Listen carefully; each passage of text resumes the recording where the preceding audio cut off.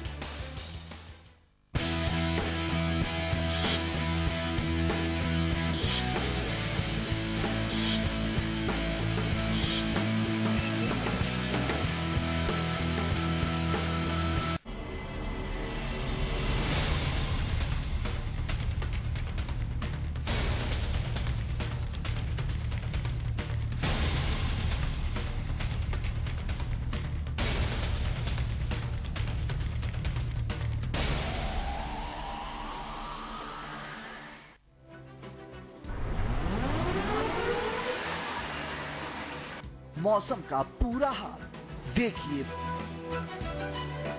हाल मौसम।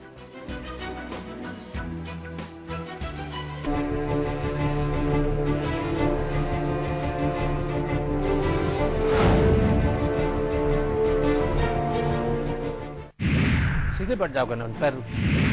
लोकसभा में तेलंगाना बिल पर हंगामा, बिल को छीनने की कोशिश, टीडीपी सांसद वेणुगोपाल पर संसद में चाकू लहराने का आरोप।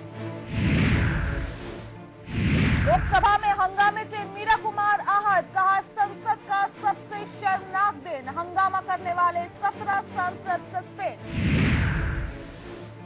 मोदी से मिली अमेरिकी राजदूत नेसी पावेल, गांधीनगर में सीएम आवास पर हुई मुलाकात।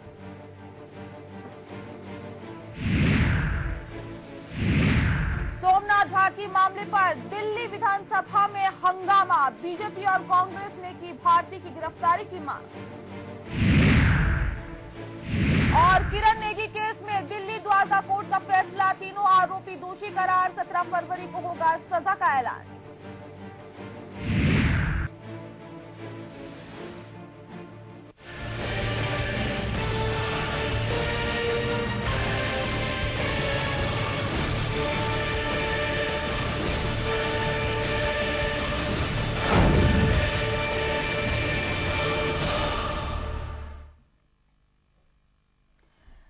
फरवरी 2012 को किरण नेगी की गैंगरेप के बाद हत्या कर दी गई थी, जिसके बाद किरण के परिजनों ने एक लंबी लड़ाई लड़ी।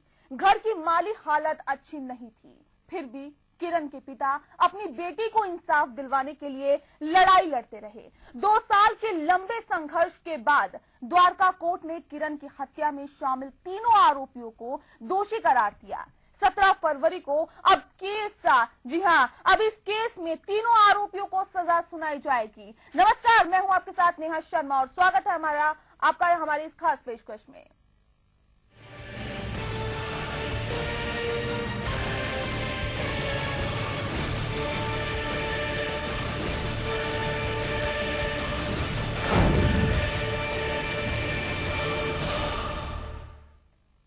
ऑफिस से घर लौटते वक्त किरण के पड़ोसियों ने उसे अगवा कर लिया और हरियाणा लेकर चले गए और साथ ही उसके साथ गैंग रेप किया और उसके बाद उसकी हत्या कर दी। उसके बाद पैसे के बल पर 2 साल तक वो सजा से बचते रहे, लेकिन आखिरकार द्वारका कोर्ट ने उन्हें दोषी करार दिया है और उन्हें सजा क्या मिलेगी इसका फैसला आने वाली 17 फरवरी को किया जाएगा।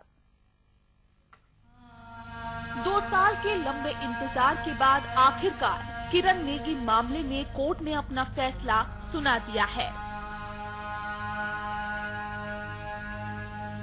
कोर्ट ने अपने फैसले में मासूम किरण के साथ हैवानियत करने वाले तीनों आरोपियों रवि, विनोद और राहुल को दोषी करार दे दिया है। कोर्ट ने तीनों आरोपियों को धारा 302, 363, 376 और 201 के तहत दोषी करार दिया है। अब इस मामले में 17 फरवरी को सजा का ऐलान किया जाएगा।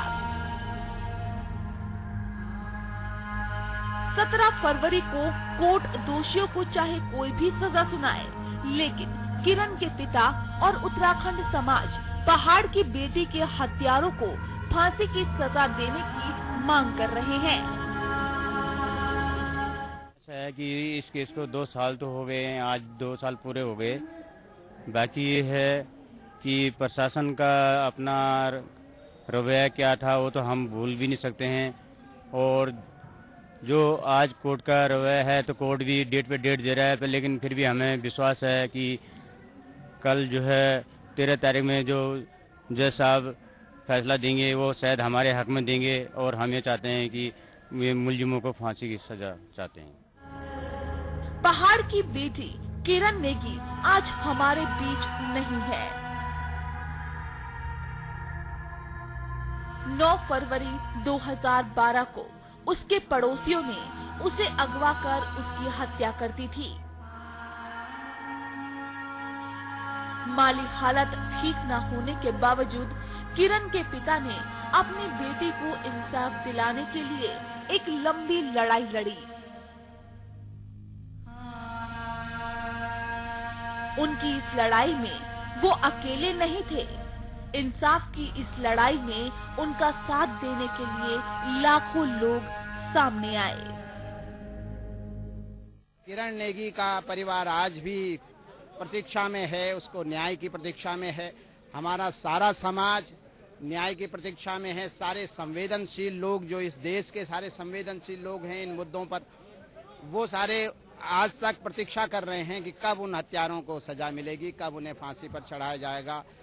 इसी मांग को लेके सारे लोग यहाँ पर इकट्ठे हुए हैं और एक सरकार पर एक दबाव बनाने की कोशिश और उसका ध्यान, न्यायालय का ध्यान इस ओर दिलाने की कोशिश है ये हम सब लोगों की, कि न्यायालय इस बारे में शीघ्र निर्णय ले और उसको न्याय मिले, उस किरण नेगी को न्याय मिले, उस दूसरी दामिनी को न्याय मिले, ताकि उसके परिवार के लोग को भी कुछ सुकून मिले कि उन दरिंदों को फांसी पे तक पहुंचाया गया। तो इसके लिए सारे उत्तराखंडी और अन्य लोग, जो इस दिल्ली के सारे लोग जो हैं, ये यहाँ पर इकट्ठा हुए हैं। किरण नेगी को इंसाफ दिलवाने के लिए उत्तराखंड सरकार भी पीछे नहीं रही थी। किरण के परिवार को हर संभव मदद देने का ऐलान भी किया गया था। भले ही किरण हत्याकांड मामले में 2 साल के लंबे इंतजार के बाद कोर्ट ने तीनों आरोपियों को दोषी करार दिया है, लेकिन 2 साल में किरण के परिवार को इंसाफ के लिए लगातार लड़ाई लड़नी पड़ी और इतने दिनों तक जिस दर्द को उन्होंने बर्दाश्त किया, उसका जवाब ना तो कोर्ट के पास है और न ही किसी और के पास। रिपोर्टर 24/7 के लिए प्रदीप देसवाल के साथ नेहा शर्मा। और आइए आपको सुनवाते हैं कि आखिर इस केस की सुनवाई के बाद अधिवक्ता ने क्या कुछ कहा। आज तीनों ही अपराधियों को क्या है, मुलजिम करार दे दिया है और धारा 301, 302, 376 और भी 1-2 धाराएं हैं जो कि मतलब परसों फैसला हो जाएगा। तो हमें उम्मीद यही है कि फांसी की सजा होनी चाहिए। जनता की भी यही डिमांड है, उनके माता पिता की भी यही डिमांड है और जो सर्कमस्टांसेस हैं वो भी यही कहते हैं कि फांसी ही होनी चाहिए।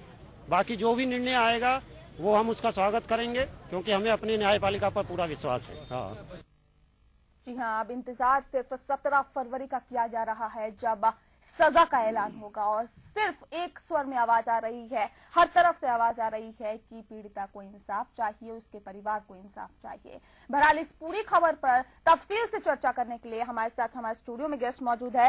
सबसे पहले हमारे चैनल हेड मौजूद है स्टूडियो में, विपिन धुलिया जी। धुलिया जी, स्वागत है आपका रिपोर्टर 24/7 न्यूज पर। साथ ही हमारे साथ मौजूद है किरण के पिता कुंवर सिंह नेगी जी। नेगी साहब, स्वागत है आपका रिपोर्टर 24/7 न्यूज पर। साथ ही हमारे साथ मौजूद है अधिवक्ता वीर सिंह नेगी जी, वो भी हमारे साथ लगातार जुड़े हुए हैं। और साथ ही जुड़े हुए हैं विनोद बछेती जी, जो कि समाज सेवी है, जनता से मिलते हैं, उनकी राय जानती हैं और तफसील से इस पूरे मुद्दे पर चर्चा करने के लिए चारों गेस्ट हमारे साथ स्टूडियो में मौजूद हैं। इनसे तफसील से चर्चा करेंगे। बहरहाल आपको बता दें कि किरण नेगी हत्याकांड एक बेहद सनसनीखेज हत्याकांड है और आपको बताना चाहेंगे इस पूरे हत्याकांड के बाद दिल्ली से लेकर धर्म नगरी देहरादून तक हर तरफ एक ही आवाज उठ रही थी कि किरण को इंसाफ चाहिए, उनके परिवार को इंसाफ चाहिए। बहरहाल इस पूरी खबर पर हम तफसील से चर्चा करते हैं।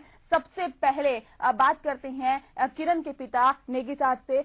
नेगी जी, आपसे सबसे पहले मैं एक सवाल जानना चाहूंगी, किस तरह से क्या कुछ आज कोर्ट में रहा, हमें तफसील से बताइए। जी, कोर्ट में जो रहा आज वो एक माहौल ऐसा था कि जितनी भी संस्थाएं, जनताएं, पब्लिक वहां आई थी, उनको उम्मीद जगी थी कि आज जो है किरण नेगी को न्याय मिलेगा और आज जो है अंतिम फैसला होगा जज साहब का।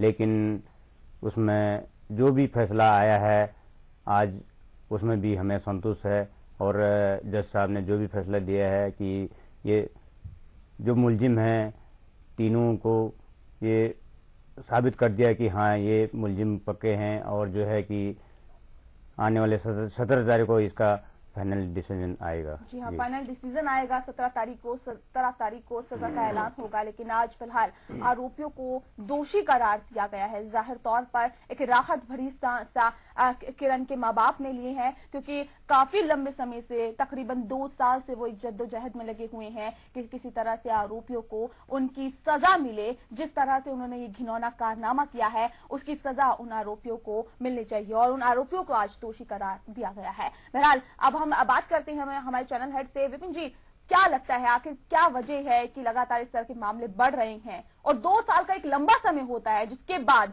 एक 2 साल के लंबे पीरियड के बाद आज जो आरोपी थे उनको दोषी करार दिया गया है और अभी फैसला आना बाकी है?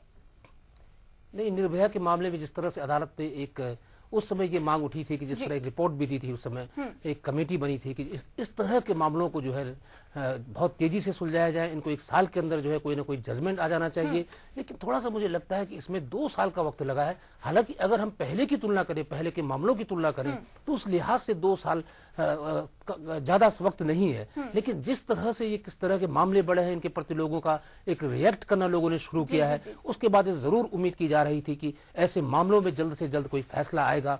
और ये जरूर है कि फैसला 1-2 साल के बाद फैसला आया और इसमें जो सजा हुई है, जिस तरह के 302, 376 की धाराओं के तहत जो सजा होती है और 302 के तहत अगर फांसी तक की सजा है, तो इसमें ये देखना होगा कि क्या जो अमूमन अदालत एक दोषी एक दिन करार करती है और उसके बाद जो है सजा का ऐलान जो है वो अगली तारीख को करती है, तो उसी वही प्रोसीजर जो है इस मामले में भी है। तो सबसे पहले कि 302 दफा अगर किसी में प्रूव होती है तो उसमें एक मौत की सजा भी है। लेकिन ये जरूर जजों को देखना पड़ता है कि क्या वो रियरेस्ट ऑफ रियर केस है या नहीं। लेकिन इस मामले में जो लगता है कि जिस तरह से ये हत्या हुई है, जिस तरह से सुनियोजित ढंग से हत्या हुई है और जिस दर्दनाक ढंग से ये हत्या की गई है, विभत्स ढंग से जो हत्या हुई है, उसमें जरूर जो है जजों के पास जरूर एक वजह होगी कि वो फांसी की सजा सुना सकते हैं इसमें, क्योंकि उनके सामने एक निर्भया का मामला साफ साफ सामने है, जिसमें कि हर शख्स को, एक शख्स को छोड़कर जो कि नाबालिग था, बाकियों को जो है मौत की सजा हुई है। एक की जेल में खुदकुशी कर ली थी। तो उसको अगर एक एग्जाम्पल, उसको एक मिसाल के तौर पर अगर